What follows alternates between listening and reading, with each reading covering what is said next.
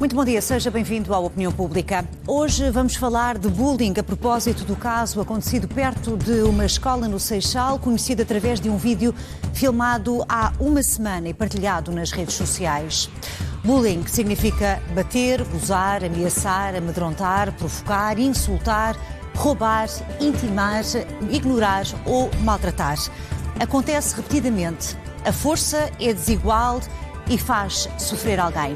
Pode acontecer em espaços físicos, dentro ou fora da escola e também na internet. Queremos a partir de agora saber a sua opinião, que razões encontra para crianças e jovens praticarem estes atos qualificados como crime, quais as principais vítimas, por que razão quem vê muitas vezes não faz nada, como são ultrapassados os traumas passados pelas vítimas, se é que são, como podem os pais, a escola e a sociedade em geral ajudar. Participe através dos telefones habituais do nosso programa, o 214-16147 ou o 214-16148. Pode também participar por videochamada. Para isso, basta enviar um e-mail para o endereço que aqui está, opiniãopublica@sic.pt. Em estúdio está connosco Ana Muniz, psicóloga e terapeuta. Escreveu um livro. Este livro não é para fracos, onde, entre outros conselhos práticos, aborda a questão do bullying nas escolas. Ana Muniz, bom dia. Bem-vinda a esta Opinião Pública. Bom, estamos a falar de um fenómeno que está, de facto, a crescer em Portugal ou é mais conhecido? É mais conhecido. Eu diria que nós estamos muito menos tolerantes com a agressividade e a violência na sociedade. E isto nota-se, quer falemos de violência doméstica, quer falemos de bullying, falemos de assédio moral no local de trabalho. E por isso a minha percepção, e aquilo que os dados indicam, é que é reportado mais cedo e há uma atenção maior e uma vontade maior de mudar as coisas. Deixou de haver aquela ideia de que são assuntos, nomeadamente, que crianças ou jovens resolvem por si. Na violência doméstica é um assunto que entre o casal resolve por si. Há já a consciência da sociedade de que temos que, de facto, intervir, denunciar? Muito maior essa consciência. Infelizmente, eu diria que ainda há gente a mais que em situações dessas, e depois as crianças recorrem aos adultos, sejam pais, professores, treinadores, vigilantes, e a resposta, infelizmente, ainda é demasiadas vezes, vocês resolvem, ou pior ainda, aquela palavra inacreditável que é o não sejas queixinhas. Que é incrível porque, por um lado, nós estamos a querer que as crianças se protejam, se manifestem, peçam ajuda e depois muitas vezes bloqueia logo aí com isso é ser queixinhas, está a ser queixinhas. E é quando pedem ajuda, não é? Porque Sim. muitas vezes o que é que leva as vítimas a optar pelo silêncio? Acima de tudo, a emoção que está aqui é ou vergonha ou medo. E, aliás, em todos estes casos que estamos a falar, violência doméstica, assédio moral, é essa emoção, sobretudo a vergonha ou o medo físico, de alguma retaliação, que faz com que as vítimas fiquem em silêncio. E a vergonha não tem só lados maus, porque também é a vergonha que pode permitir um lado importantíssimo, que é as crianças ou os adultos que fazem bullying, as crianças, vamos aqui pensar em crianças, no contexto certo, todos somos bullies, todos podemos ser. E esta é a primeira ideia. Se nós pensarmos todos para trás... Dê-nos casos concretos onde se calhar nos apercebemos e podemos eventualmente estar a praticar bullying. Basta que estejamos num ambiente onde o bullying é permitido, Há uns tempos eu lembro de uma entrevista da Margarida Gaspar de Matos, que é uma psicóloga que trabalha muito com os jovens, e ela dizia o que tem que mudar é que a aura de herói do bullying tem que passar a ser a aura de parvo. Tem que parar de haver status relativamente a comportamentos de humilhação e arrogância. Mas se nós repararmos, no mundo dos adultos também acontece muito. E por isso, a vergonha, que é aquela ideia de eu vou-me mostrar vulnerável, é alguma coisa que pode travar muito a vítima de pedir ajuda, mas também é a vergonha que permite que quem faz bullying possa agora reparar as coisas. Porque nós temos falado muito e é muito fácil entrar naquele registro de há uma criança que é vítima e há uma criança que é agressora. E tudo acaba bem se nós punirmos o agressor. Mas não é assim, é o sistema que tem que mudar. E se calhar o próprio agressor também precisa de ajuda, não é? Exatamente, e a vergonha é uma das emoções que ajuda a parar e a perceber, e com certeza eu imagino que esta miúda, neste caso em concreto, estará muito em choque também, e nós temos que manter sempre aqui um caminho aberto de reparação. Fala-se menos deste lado, parece que, pronto, vamos contra o bullying, acaba o bullying e acaba tudo, e não é, então não é assim. Vamos tentar dividir isto por partes. Falemos das principais vítimas. Há, de facto, grupos de risco, digamos assim. Disse que todos podemos ser vítimas de bullying, mas há características físicas, psicológicas das pessoas que fazem com que sejam alvos fáceis? Sim. Na generalidade, eu diria que quem é diferente, quem tem algumas características diferentes da maior parte do grupo onde está inserido, terá maior probabilidade disto acontecer. E é importante que os adultos que estão à volta estejam muito atentos. Não é atentos no sentido de estigmatizar essa criança de maneira nenhuma, mas é atentos. A primeira maneira de evitar o bullying... E há sinais, Ana? Ou seja, há sinais de que os pais, os professores, os educadores devem estar atentos para perceber que eventualmente algo se passa com a criança e de que ela não está bem? Sim, eu diria, crianças pequenas, é obrigatório que um adulto esteja no recreio atento, a ver o que se passa, a ver como é que interagem. E que intervenha, porque nós muitas vezes intervimos quando já é muito... Não é tarde, porque vai sempre a tempo, mas o bullying tem um caráter continuado e progressivo em violência, seja violência verbal, seja violência física. E por isso, o primeiro conselho que eu deixo, que é mesmo um conselho, é não desvalorizar primeiro as queixas. De modo a que, a primeiro sinal de que a criança se sente vítima ou se sente pouco integrada, ir procurar ajudar a perceber. Mas não é o perceber de ir falar com a mãe da criança que fez isso, diretamente, não é isso. É, por exemplo, falar com a professora, perguntar o que é que o professor acha de como é que a criança está durante a aula, se tem amigos, se conversa, se está bem disposto. É ir procurar facilitar de modo a que este tipo de padrões não se instalem. E também incutir coragem, não é? Porque o seu livro fala muito da necessidade de trabalhar a coragem e a assertividade na resposta que as vítimas devem dar. Como é que isso se faz, Ana? Eu iria até mais do que as vítimas. O bullying existe publicamente. Há aqui um lado de show-off, que o bullying ganha status à custa disso. E por isso o primeiro passo é todos nós, porque aquela ideia que nós às vezes dizemos às crianças, que é, se não for contigo não te metas.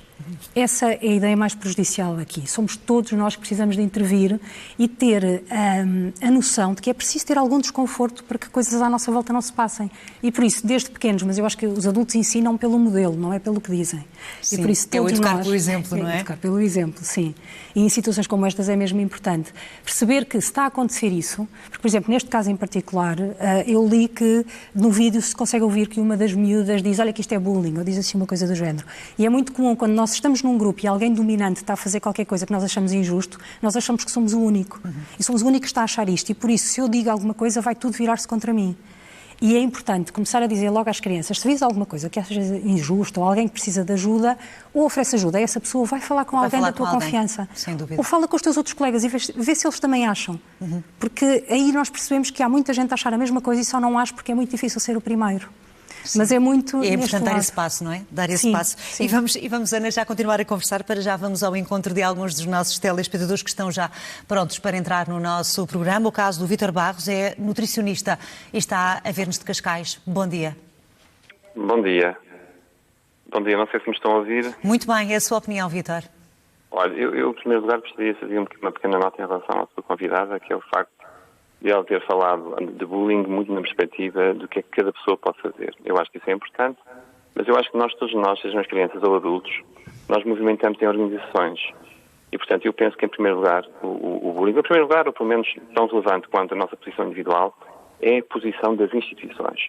E aqui eu pergunto-me, qual é a relevância prática da escola na formação ética dos seus alunos? É a escola capaz de os influenciar positivamente na construção de uma relação de respeito pelo próximo? Ou tudo isto se limita a educar para ter boas notas? Portanto, o que é um bom aluno na realidade? É que nós, se olharmos aqui para o que se tem falado na imprensa, por exemplo, em relação ao ranking das escolas, o bullying é uma não questão. Ou seja, as questões éticas, as questões da cidadania, continuam a estar fora do palco das discussões que normalmente se ouve falar na imprensa e se ouve falar sobre o que é uma boa escola para eu pôr a minha criança. É sempre a questão da performance, não é a questão dos valores éticos, a questão da formação moral, nada disso parece ser relevante. E, portanto, quando se vem falar de bullying, depois isto parece tudo uma questão colateral e até uma questão um bocado cínica. Será que as crianças que fizeram bullying sobre aquele aluno são boas alunas, têm boas notas? Quer dizer, isto é irrelevante na realidade, mas parece que não é na prática, porque na prática o que interessa depois é quando os alunos chegam ao fim do ano, têm muito boas notas e possam ser bons profissionais. Será que é aqui que depois estamos a construir uma sociedade de pessoas que, não tendo ética, fazem aquelas asneiras todas com que nós nos indignamos e que vemos na televisão, no sistema financeiro, nos bancos, nas grandes empresas. E, portanto, nós temos que perceber que a ética e os valores morais são essenciais, não é? Muito mais do que formar bons alunos, não é? E bons profissionais, é sobretudo procurar formar boas pessoas, diria eu. Vítor Barros, muito clara a sua opinião. Obrigada pelas dicas aqui que nos deixou para a nossa conversa mais à frente no nosso programa. Um bom dia. Temos que seguir em frente. Ouvir uma professora que nos está a ligar de Almada. É a Ana Ventura. Bom dia. Olá, bom dia. É o seguinte, eu estou a ligar porque eu tenho um centro de estudos, portanto, situado aqui no Laranjeiro, Almada, e realmente para mim não é de todo uma novidade, porque todas as crianças se queixam diariamente, até a mim própria, de situações bastante graves às vezes que se passam nos recintos escolares e ao qual não há qualquer tipo de atuação. Ou seja, é a tal situação de não sejas queixinhas. Ainda ontem eu tive um relato realmente nesse sentido. E isto passa-se, parece que há um silenciar das situações. Ou seja, fica dentro da escola, não se fala muito lá fora, é bom manter-se só aqui dentro. E muitas vezes, quando nós queremos atuar ou tomar alguma posição, somos realmente mal entendidos, não somos muito bem aceitos.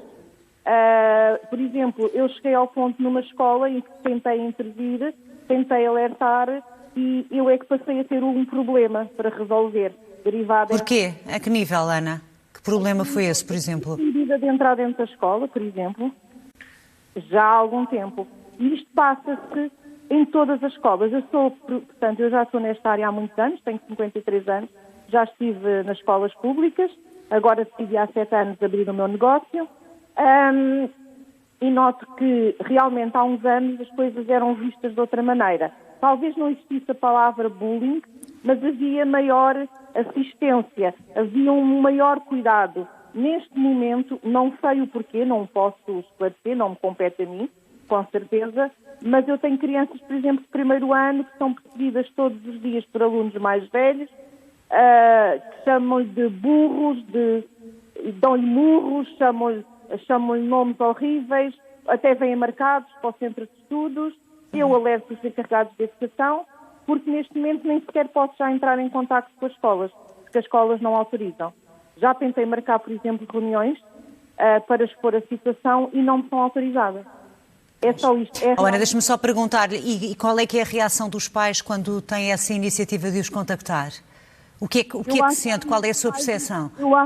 Sim, é uma boa pergunta. Eu acho que alguns pais terão alguma iniciativa. Outros, eu penso que não. A maioria não tem iniciativa. Ou seja, não tem... Desvalorizam, é isso? Têm tendência a desvalorizar? Desvalorizam. Eu tenho crianças mesmo que, por vezes, estão em grande sofrimento com situações realmente graves. E não há como, porque nós podemos mandar e-mails, podemos alertar e nada se passa. Os anos correm e tudo se mantém. E as crianças estão, de facto, Ana, como dizia, estão em grande sofrimento. Muito obrigada pela sua participação. De facto, aqui a perspectiva de uma professora falando aqui de exemplos muito concretos. Temos também, não por telefone, mas por Skype, o Paulo Costa, é presidente da Associação Anti-Bullying e professor de Educação Física na Escola André Soares de Braga. E, de resto, estou aqui a ver, Paulo, que está a falar-nos por Skype a partir de uma sala de aula com alunos por trás. Muito bom dia, Paulo Costa. Obrigada pela sua e pela disponibilidade da turma para estarem connosco. Em primeiro lugar, eu pergunto-lhe se calculo que esta questão, este vídeo agora divulgado, tenha sido abordado, causou, pegando na conversa que eu tinha com a Ana, psicóloga que está aqui, causou desconforto entre os seus alunos? Ou seja, não houve dúvidas nenhumas de que estávamos perante aqui um caso cru de bullying? Muito bom dia e primeiro queria agradecer naturalmente o convite, é sempre um prazer porque efetivamente quando fiz o meu doutoramento em bullying ou na área do bullying transformou-me num ativista e portanto é uma situação que a mim me incomoda e como tal ele faz parte. Quando estou com estes alunos e tivemos a abordar, tivemos a analisar a notícia, ela saiu ontem, portanto ainda não houve tempo e a ideia foi hoje, portanto eu sou professor de Educação Física e a ideia foi hoje nós, os 45 minutos, virmos refletir sobre aquilo que se passou. Estivemos a analisar sem ver as imagens, eu descrevi aquilo que vimos e se de facto nós estávamos perante uma situação de bullying ou não. E aqui nós tivemos, há duas coisas as quais nós não poderíamos afirmar. Uma, a intenção por parte da agressora de fazer mal.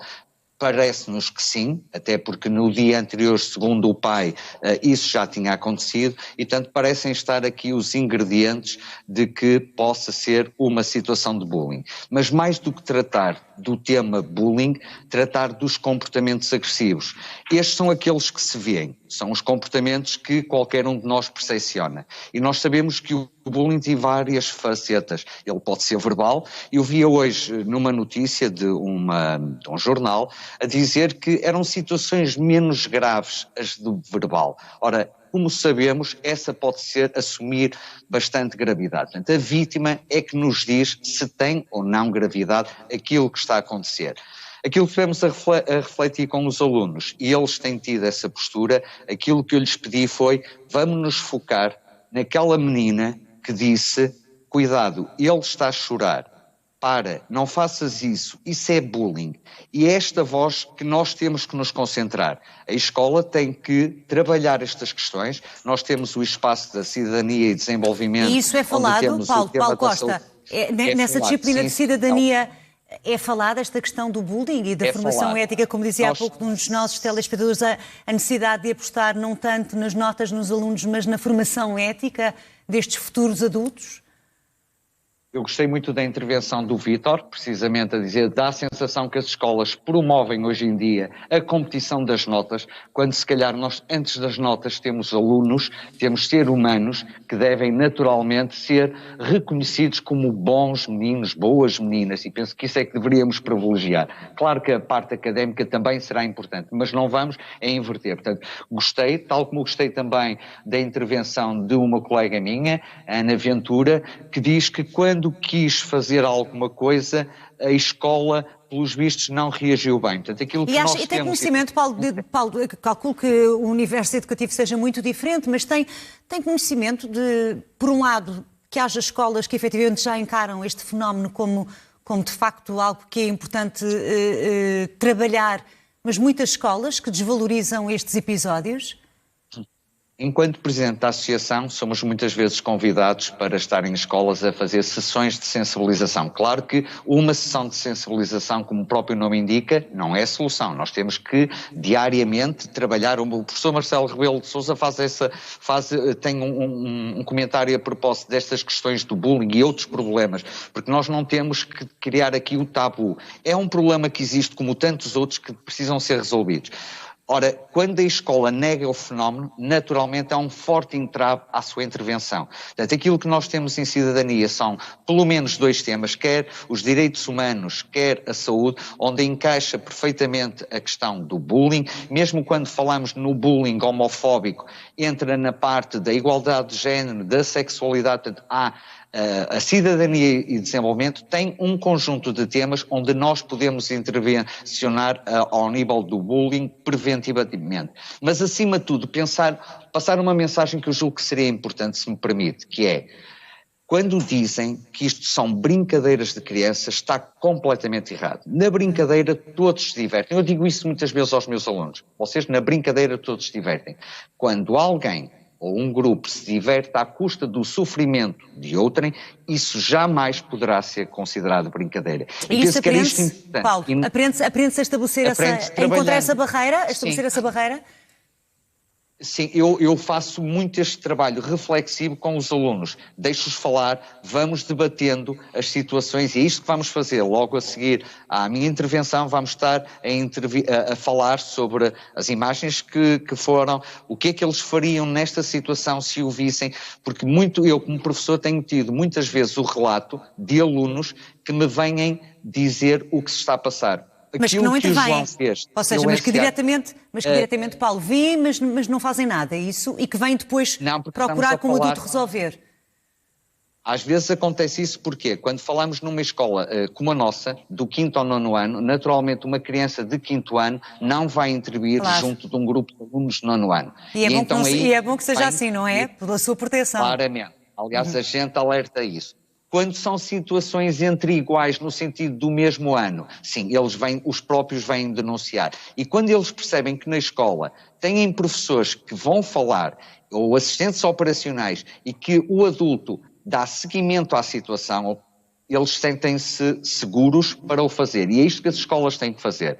Dizer, este fenómeno existe, e quando isto acontecer convosco, ou vocês observarem alguém, imediatamente denunciem a situação. E isso não é um comportamento de queixinhas. Isso é um comportamento nobre, é um comportamento preocupado com o bem-estar de todos. Porque a escola tem que ser, naturalmente, um espaço agradável, onde eles aprendam e cresçam de uma forma saudável e harmoniosa. E com respeito pelo outro, a tal empatia que é preciso sempre muito ser trabalhada. Exato. Professor Paulo Costa, eu vou deixá-lo continuar a conversar sobre este tema com os seus alunos. Muito obrigada pela sua participação, pela vossa participação e de resto também por ser um exemplo na luta que trava para resolver ou pelo menos minimizar este fenómeno que tanto sofrimento traz. Paulo Costa, muito obrigada por ter estado connosco. Um bom dia. Bom, Ana Muniz, fazendo aqui um ponto da situação, e eu fazia esta pergunta ao Paulo Costa, que é: como é que se ensina uma criança a encontrar aqui, a estabelecer a barreira entre o que é brincadeira e o mal-estar que possa até inconscientemente estar a sujeitar o outro? É muito, aliás, o Paulo Costa usou a expressão uma brincadeira, todos se divertem, que é muito uma maneira desde pequeninos, que é, se eu não gosto, então não é uma brincadeira. E como é que há pouco também falou em empatia, que é, como é que tu imaginas se estiveste tu nessa situação? Colocar-nos no lugar do outro, não é? Sim. A empatia aprende-se, ensina-se e aprende.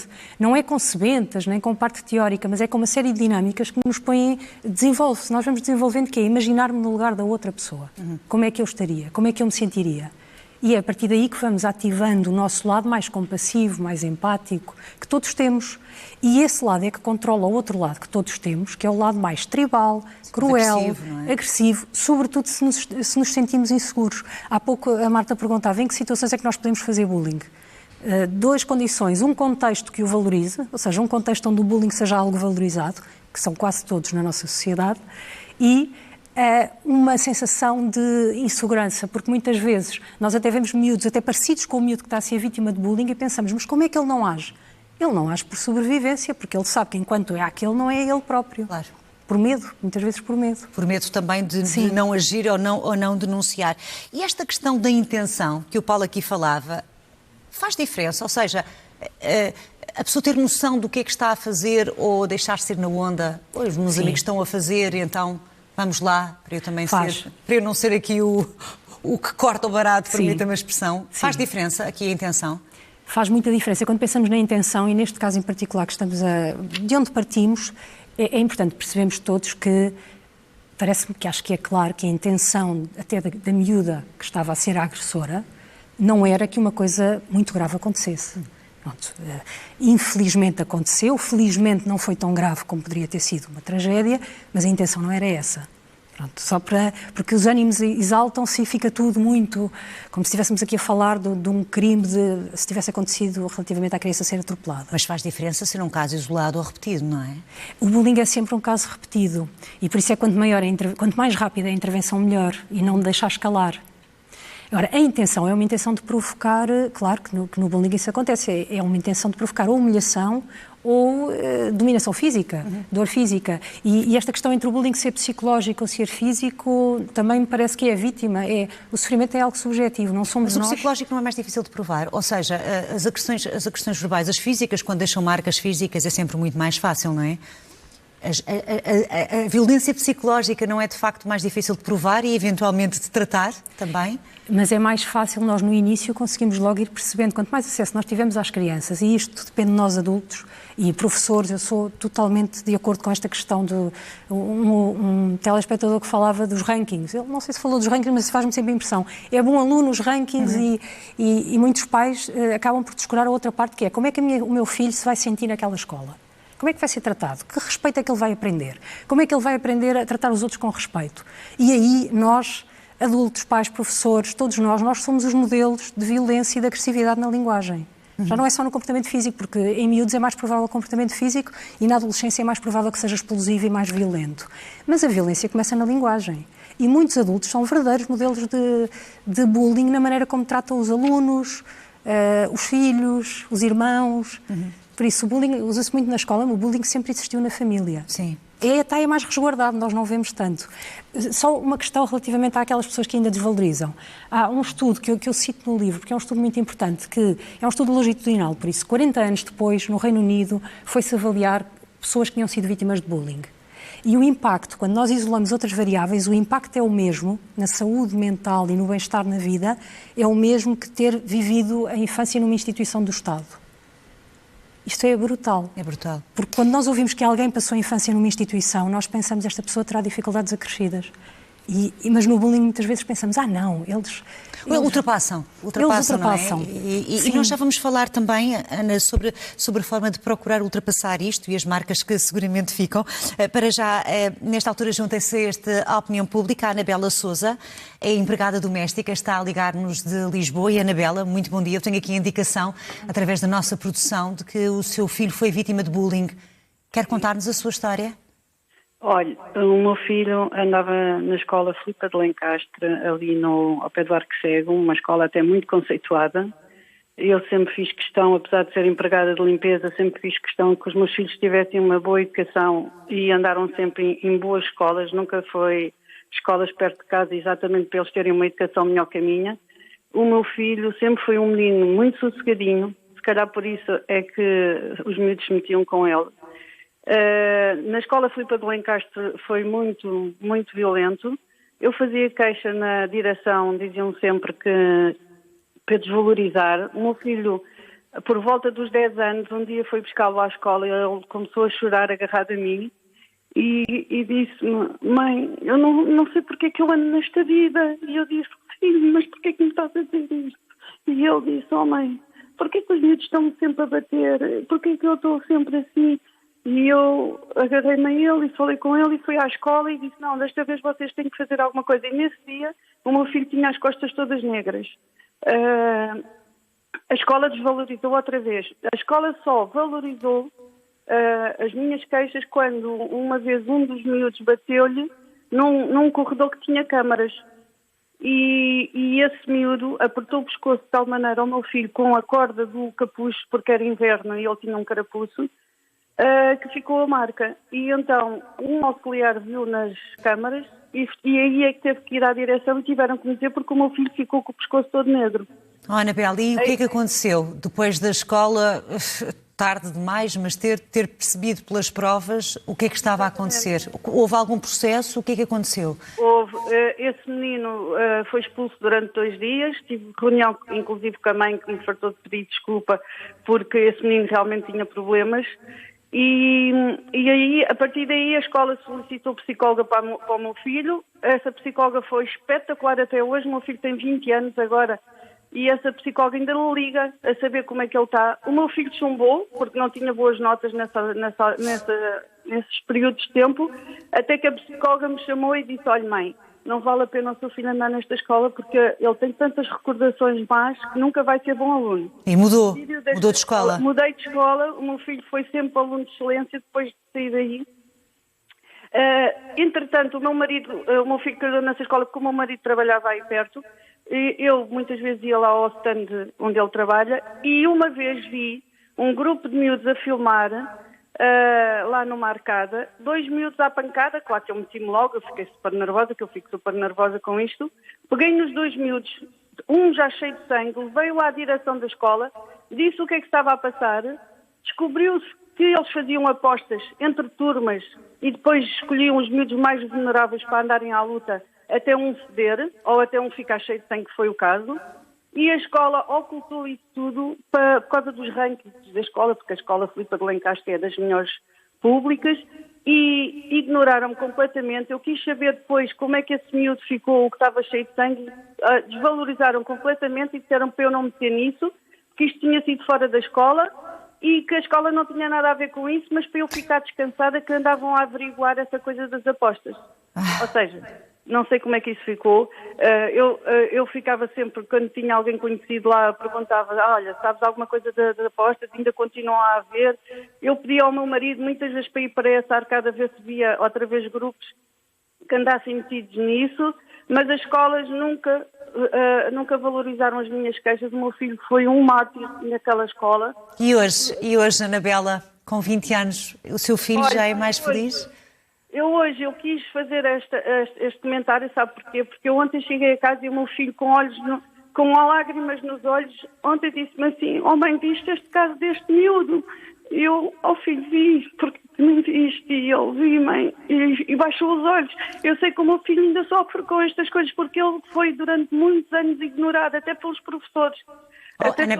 Anabela, eu vou pegar aqui, eu tenho mais chamadas para atender, mas perguntar à Ana Muniz, muito obrigada pela sua participação, pelo seu exemplo e pela mãe que demonstrou ser, lutando sempre pela justiça que o seu filho merecia, e desejo de facto as maiores felicidades. Anabela, bom, Ana Muniz, temos que analisar isto, nomeadamente esta questão, começando pelo fim. Este menino, que hoje tem 20 anos, continua, ou pelo menos tem ligação com a psicóloga. Isto são marcas que se conseguem ultrapassar? Consegue-se conseguir lidar de uma maneira diferente e, sobretudo, o bullying muda a nossa maneira de olharmos para nós e muda a nossa maneira de olharmos para os outros, que é, eu sou frágil, eu não consigo proteger-me e o mundo é perigoso. E é aqui que tem pode ter um impacto ao longo da nossa vida toda, que é a dificuldade de estabelecer relações próximas, de ter amizades, de confiar, manter relações amorosas, de confiar. As pessoas podem se tornar um bocado uns sobreviventes. E aí, quanto mais cedo interviermos, melhor. Há uma coisa muito boa, ainda bem que esta telespectadora falou, porque é nunca ignorar, porque igualmente mau a acontecer bullying é pedir ajuda e ninguém dar. Mas daqui a escola, é a escola em concreto... A mãe ouviu desde o início, pois, e interveio desde o início, e a mãe, isso é importante. exatamente, mas depois temos esta questão da desvalorização das escolas, não é? Nomeadamente para os rankings das notas, de serem bem cotadas, os tais rankings de que falávamos. Sim. Isto ainda existe, não é? Infelizmente ainda existe, e existe muita desresponsabilização. O típico é nós pensarmos os pais culpam os professores culpam os pais, ou então todos juntos culpam os pais da criança que faz bullying. Nenhuma destas vai funcionar porque tem que ser um trabalho de equipa. Trabalho complementar, tem que ser um trabalho complementar. Em que todos trabalham no mesmo sentido. E mesmo quando há pouco pensámos os pais que desvalorizam, eu acho que precisamos ser também empáticos com os pais, que eu não sei se os pais estão a desvalorizar ou estão tão aflitos que acham que não digas nada porque senão ainda é pior.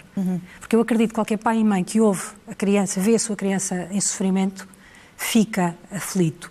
Só que por vezes aprendeu, ou o próprio pai e mãe, porque estas coisas nós carregamos pela vida toda, tem uma sensação de fragilidade tão grande que acha que ninguém vai apoiar. E por isso o melhor é não fazer muitas ondas, porque senão ainda é pior, que ainda o vão tratar pior. Certo. Até porque provavelmente os pais dos agressores também sofrem quando de repente são confrontados com estas imagens. É muito difícil também. Deve ser muito difícil compreender que o filho tem aquele tipo de comportamentos, aquela ideia de onde é que eu falhei. Sim. Quando, na verdade, as nossas crianças têm múltiplos, há vários modelos, não podemos ir àquela coisa simplista de se faz isto, então em casa o pai ou a mãe são violentos. Não sabemos. Há muito mais modelos na nossa vida.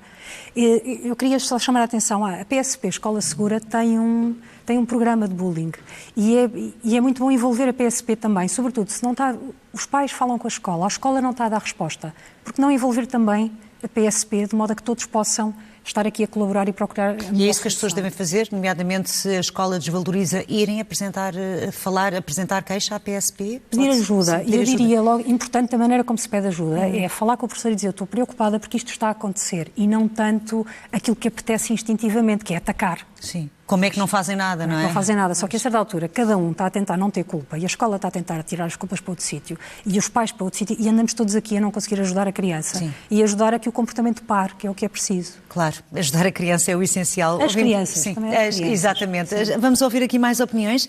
A Cátia Formiga está a ligar-nos de Sesimbra. Bom dia. Muito bom dia. É um prazer estar a falar consigo e com os seus convidados. Então, vou tentar ser o mais breve possível. Vai ser assim um bocado complicado porque eu própria já sofri de bullying na escola. Portanto, vou fazer 42 anos. Na altura não se chamava bullying. E então eu sei qual foi o que é que isso fez, qual foi a profissão que isso teve na minha vida depois em adulta. E teve muito. E depois, por azar meu, o meu filho, que tem hoje 16, também sofreu de bullying no 5º ano. Portanto, foi um choque. Foi um choque maior. Foi como se eu tivesse a viver de novo as emoções que eu tinha vivido em criança. Não e o que é? é que fez, Kátia? O que é que fez quando soube que o seu filho também sofria de bullying? Para já tentei sempre passar que as coisas se iam resolver e que se iam tratar através da escola. Só que a escola, foi o que sempre foi referido, desvaloriza um bocadinho realmente o bullying. Mas depois com a minha insistência, com a existência do meu marido, lá se arranjou uma solução, e a própria criança, que uma das que fazia bullying com o meu filho, também ela, eu sabia, depois fiquei a saber, isto é, que também ela tinha problemas, não é? Precisava de ajuda. E muitas vezes é assim, muitas vezes, porque o bullying, geralmente, quem o pratica, entre aspas, não é? São miúdos que são diferentes. E então praticam, veem naquele miúdo que é muito mais pacato, que é um bocadinho diferente dos outros. Uma forma também, de afirmação, não é? De afirmação. Exatamente. E de procurar ultrapassar as suas inseguranças e os seus próprios defeitos, não é? Exatamente. E eu acho que na solução, apesar de tudo aquilo que eu já ouvi, gostei muito de ouvir o professor Paulo a falar, e disse que também acho que a solução as pessoas têm que começar a admitir, os pais têm que tomar consciência de que os filhos que fazem bullying, não é? Que realmente fizeram, não é contra os miúdos em si, porque, como a mãe da Jéssica dizia, a minha filha não é um monstro. Não, a filha não é um monstro. A atitude que ela teve para com o outro é que foi errada, não é ela, é a atitude. E quando se tomar consciência que realmente os nossos filhos também têm atitudes erradas e começarmos a trabalhar no estado emocional dos nossos filhos, as coisas assim começam a mudar. Temos que ter consciência que quem sofre de bullying também pode vir mais tarde a fazê-lo, não é? Mas temos o primeiro de tudo é tomar consciência de que os nossos filhos sofrem e que também o fazem. Uhum. E que é para que eles, não é? Porque se eu tiver o meu filho, se o meu filho praticar e desvalorizar aquilo que ela fez, portanto, ela não vai aprender nada dali, não é? Claro. Então, claro. Portanto, não é desvalorizar ela como criança, não, de todo, mas sim dizer está errado o que tu fizeste, não se faz, e fazer algo para melhorar. E para melhorar o comportamento. Muito apontado pelos pais. Kátia Formiga, sim. Muito obrigada pelo seu testemunho, pelo telefonema aqui que nos fez. Um bom dia. Chamo agora à antena do Opinião Pública o Bruno Gomes, que está a ver este programa a partir de Cascais e é motorista. Bom dia. Bom dia. Eu peço desculpa se estiver um pouco nervoso, mas isto toca-me profundamente, porque eu próprio fui alvo de bullying na minha vida, ok? Das 6 escolas por onde andei, em 2 delas privadas fui discriminado e em 4 fui, em outras 2 fui alvo de bullying, 3 delas, e só uma é que tive uma experiência minimamente razoável de equidade com os restantes colegas e de algum civismo, que foi só 1 ano, mas foi bastante bom. Agora, eu gostava de corrigir só a sua convidada, pelo menos na minha apreciação da coisa, a indiferença e a não ajuda é pior do que o bullying em si, ok? Porque o bullying tem várias formas e acho que quem sofreu de bullying muitas das vezes, pelo menos no meu caso, eu sou extremamente empático e até consigo, por mais incrível que pareça, traçar empatia com o meu agressor, né? Ou seja, nós começamos a conhecer a pessoa, porque é que faz aquilo. É óbvio que não gostamos, é óbvio que queremos fugir àquilo. Há vezes em que não dá para fugir, é simplesmente nós temos aquela marca em cima de nós, aquele alvo fácil e as pessoas vêm diretamente ter connosco. Outras vezes, se calhar, até podíamos fugir mas escolhemos não fugir e aceitamos as consequências de sermos alvos de bullying. Por exemplo, eu lembro... Mas quando o Bruno está a dizer que às vezes a não ajuda ou desvalorizar a situação é quase pior do que as agressões, de que foi vítima, refere-se a quê? Foi o que lhe aconteceu? Foi o que lhe aconteceu? Pediu ajuda e não obteve essa ajuda? Eu posso lhe dizer que eu tive um professor, que era esse caso que eu ia falar, que estava perfeitamente consciente do mal que me estavam a fazer, das agressões que eu estava a sofrer, daquilo que se espalhava para lá, ou seja, não era só agredido psicologicamente, verbalmente e fisicamente dentro da escola, como isso transbordava para lá da escola. Ou seja, enquanto eu não apanhasse o comboio para casa, era até eu chegar à porta de casa, era bullying constante. E o professor estava consciente disso e chamou-me à parte e disse: ó jovem, as mãos não são só para comer sopa.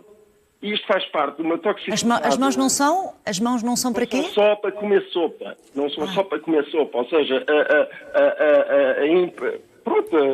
sugerir que eu me devia virar fisicamente, não é? Ou seja, que eu devia retribuir na mesma moeda às pessoas da mesma forma, ou seja, fazer-me difícil. E eu, de certa forma, até posso concordar com ele, porque sei que isso é verdade. Eu sei que isso é verdade. Eu sei que na prática, e pela experiência própria de ter sido alvo de bullying, eu sei que quanto mais difícil uma pessoa se fizer, mesmo que leve uma bufetada na cara, mesmo que sejam piores para nós, quanto mais nós nos fizermos difíceis ao agressor, menor, ou seja, ele vê, epá, isto não é fácil, ou isto não é... Mas nem toda a gente tem estofo para isso. Claro. Isto não é uma coisa que se pode pedir a uma criança. Há pessoas que conseguem ver a coisa por aí, há pessoas que não conseguem ver a coisa por aí, e nós o que temos que ficar é indefinitivamente ao lado das nossas crianças. Eu tenho duas filhas. Tenho uma filha de 7 anos, uma filha de 4. E a minha filha de 7 anos, um dia acorda num domingo, e ainda bem que ela confia em mim para falar comigo e dizer essas coisas. E passou uma hora a falar de um colega que lhe fazia isto e aquilo e não sei o que, não sei o que mais. E eu perguntei-lhe por todas as maneiras, por todos os ângulos. Então, mas... E fizeste isto? Ou sabias que podes falar com a professora? E ela tinha resposta para tudo, porque ela também já tinha pensado nisso. E o Bruno, só para concluir, estamos mesmo quase, infelizmente, a acabar o programa. E foi à escola, o que é que fez mediante esse relato da sua filha? Olha, eu vou-lhe dizer, houve 2 relatos que ela me pôs em cima da mesa. O primeiro até era falso. Veja lá, ela que estava assustada com uma coisa que ela fez de errado e depois culpou outra colega, e eu, como não posso deixar passar estas coisas, fui lá à escola, inquiri, e assim que percebi que era um testemunho falso, eu tive uma conversa pedagógica com a minha filha, expliquei-lhe porque é que ela não devia fazer isso e pedi desculpa às pessoas que eu incomodei, nomeadamente as auxiliares e a professora. A segunda vez, o que eu sugeri foi assim: olha, vais falar com o teu supervisor do recreio e dizer-lhe que sim, tu és problema dele, porque é a função dele e ele é pago para zelar pelo teu bem-estar na escola. Portanto, não há qualquer coisa como aquela conversa que estava a dizer há pouco de não, vocês resolvem ou vocês ultrapassam isso. E a professora disse assim: mas isto passa-se na hora do almoço e a professora não está. E eu disse: então, podes por favor pedir à professora se ela um dia da semana podia, comer convosco para ver como é que a coisa se passa. E a resposta da professora é que depois se vai ver o que é que os alunos fazem no almoço, não tem tempo para comer. Mas pronto, isto é um processo que ainda se está a desenvolver e eu ainda estou a acompanhar. E olha, muito gosto em participar, obrigado. Nós também, Bruno, muito obrigada. Aqui o relato de um pai naturalmente atento ao fenómeno, até porque passou por ele. Estamos na reta final, o Dr. Ana Muniz quer fazer aqui algum comentário, uma análise a tudo aqui que foi dito, nomeadamente começando pelo pai, que em criança foi vítima de bullying, esta ideia de que a mão não serve só para comer sopa. Como é que enquanto psicóloga e terapeuta olha para isto e olha para analisar este caso? O que é que lhe apetece dizer? Infelizmente é bastante comum, que é dizer, uma das coisas que nós queremos dizer aos miúdos para os ajudar é: bate-lhe tu também. Isto é um absurdo, porque se ele conseguisse bater, não havia caso, não havia bullying. Uma das coisas que acontece no bullying é um desnível de poder, um desnível de força. E às vezes até são mais do que um agressor, não é? Sim. E nós não podemos exigir isso à criança. Nós precisamos de a apoiar de outras maneiras e todos os adultos que têm contacto com crianças têm um papel aqui. Ninguém se pode escusar a intervir. E esta é uma coisa que nós precisamos. Quem quer trabalhar com crianças precisa ter este papel. Seja no recreio, seja informalmente, seja numa conversa. E as coisas começam em conversas. Estou a pensar, há pouco tempo, um grupo, tive acesso a uma conversa entre miúdos em que o insulto era: tu és gay. Isto era um insulto. E havia uma mãe que dizia: eu sei que o meu filho não é assim, mas aquilo são as conversas deles. E ela ouvia isto na casa dela. E a minha primeira sugestão é: não ouçam calados, intervenham. Perguntem: mas porquê que o insulto? Mas o que é que vocês estão a dizer? Mas tu gostavas que alguém te dissesse isso? Porque é aqui que começa. Quanto mais cedo se começar, menos é a crise. A outra coisa, e isto para as pessoas que dizem que é uma moda, repare na quantidade de adultos que nós tivemos aqui, com 40, 50 anos, que ainda sofrem. Exatamente. E essa é a outra questão. Não se apaga da memória, mas nós conseguimos mudar, conseguimos lidar melhor com situações do passado. Como? Ana, através, por exemplo, ajuda psicológica? Sim. E mesmo quando a solução, e muitas vezes, é tirar a criança da escola ou da academia de desporto, onde está a ser vítima de bullying, tem que haver o outro lado que ajuda a mudar a maneira como ela olha para si e para o mundo. Tem que haver um fortalecimento também emocional e na confiança nos outros. Não é só tirá-la da situação, porque depois ela vai encarar potenciais situações futuras sentindo-se frágil na mesma. E muitas vezes é esta fragilidade que acompanha as pessoas ao longo da vida toda. E do lado dos pais, dos filhos dos bullies, dos agressores, como é que deve ser feito o acompanhamento quando são confrontados, quando sabem que de facto esses episódios aconteceram com os seus filhos, como é que devem lidar com a situação? Primeiro, tem que não desvalorizar de maneira nenhuma, tem que ser muito claro, e há pouco falou-se de o comportamento não é tolerável e tem consequências negativas. E, ao mesmo tempo, a criança tem que ter o apoio dos pais para conseguir retificar o que fez e mudar. Porque se a deixamos sem saída, ela vai interiorizar que ela é um agressor. E não há mais saída aqui. Ficamos aqui, acabamos por não conseguir ajudar esta criança. Até porque muitas pessoas que fizeram bullying, mais tarde conseguem ficar muito arrependidos do que fizeram e até ser muito ativos na maneira como intervêm. Também são histórias que existem. Ou seja, isto traz consequências, tenha sido agressor ou vítima, o bullying traz sempre consequências até à idade adulta. Ou temos sido as pessoas que assistimos. Porque todos podemos passar pelos papéis. Não são assim pessoas diferentes, são muitas vezes a mesma pessoa em situações diferentes. E é um fenómeno transversal, não é? Porque há bocadinho alguém dizia: não, eu punha os meus filhos em boas escolas, preocupado com as boas escolas. Isto é um fenómeno transversal na sociedade. Mas depende muito do que é que nós achamos que é uma boa escola. Na minha perspectiva, uma boa escola é uma escola onde eu sei que as minhas crianças são respeitadas e aprendem a respeitar os outros. Agora, cabe-nos a todos nós, é em casa, é na escola, e sobretudo uma mensagem que parece importante, que é: o bullying é um problema de adultos. São os adultos que têm que agir. Todos. É uma ótima mensagem a fechar a nossa conversa. Infelizmente, o nosso tempo chegou ao fim. Ana Muniz, muito obrigada. Foi um prazer tê-la connosco. Muito obrigada a todos os nossos telespectadores que ligaram e tiveram esta coragem e a frontalidade de abertamente expor os seus casos tão pessoais. Um bom dia.